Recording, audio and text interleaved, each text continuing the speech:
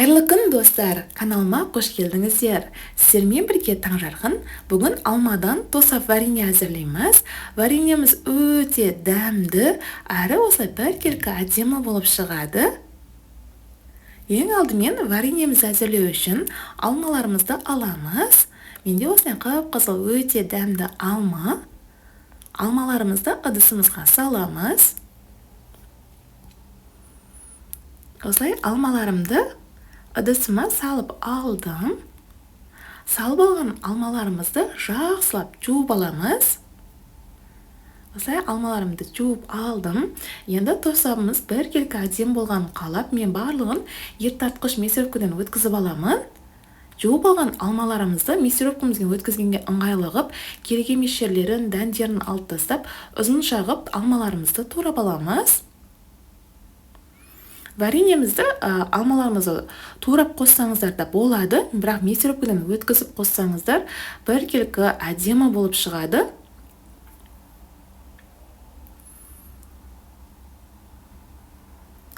Осылай алмаларымызды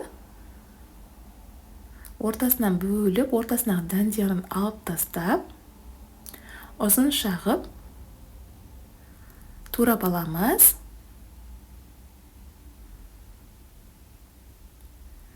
Осылай алмаларымыздың барлығын турап дайындап алдым.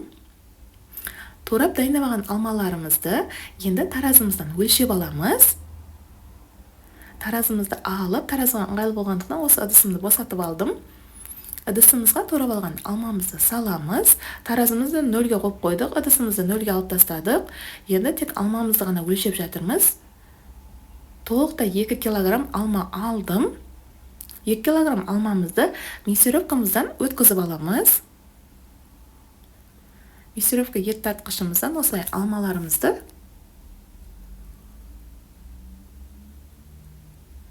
өткізіп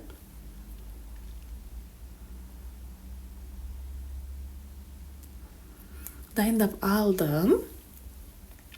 Осылай алмаларымызды мясорубкадан өткізіп жасасаңыздар өте әдемі көрінеді, әрі дәмді болып шығады. Осылай алмамызды өткізіп алдық мясорубкасынан. Бұл жерде 2 килограмм алма, 2 килограмм алмаға мен 1,5 килограмм шекер қостым. Алмамыз өте тәтті. Бұдан да аз қоссаңыздар болады, дәміне қарай көресіздер. Осылай шекерімізбен алмамызды мясорубкадан өткізіп алған. Жақсылап араластырамыз. Жақсылап араластырып алдым біркелкі қылып. Осылай алмамыз бен вареньеміз біркелкі әдемі болып араласты. Енді отқа қоямыз. Дайындап алған алмамызды. Отқа қойып, үстінен 300 грамм суымызды құямыз. Жақсылап араластырып, қайнатуға қоямыз.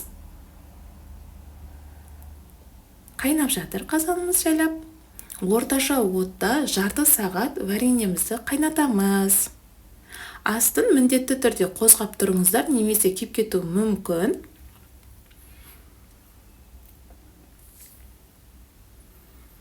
Осылай қазанымыз қайнап жатыр вареньеміз. Орташа отта қайнатыңыздар.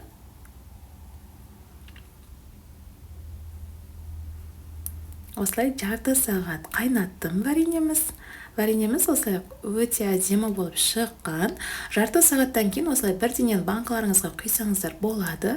Мен бірақ осылай түнде қайнатып қойып, азанда құйдым банкаларымызға.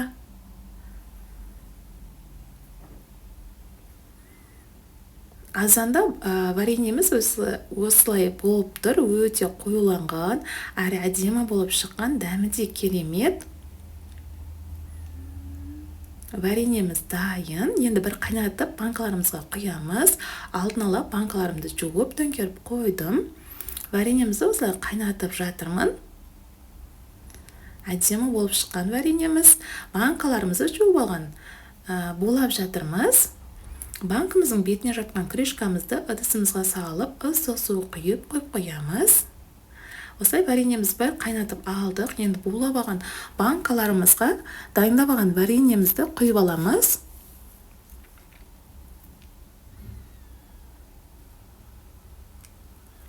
Осылай вареньелерімізді банкаларымызға құйып алдым.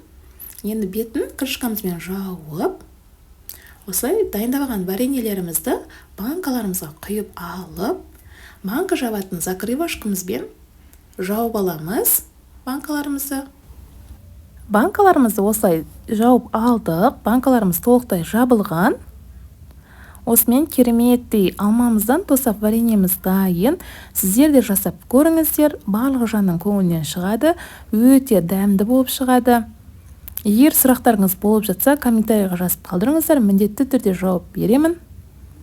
Джеміміз осылай біркелкі әдемі болып шыққан. Джем, повидло деп те атайды. Қош сау болыңыздар.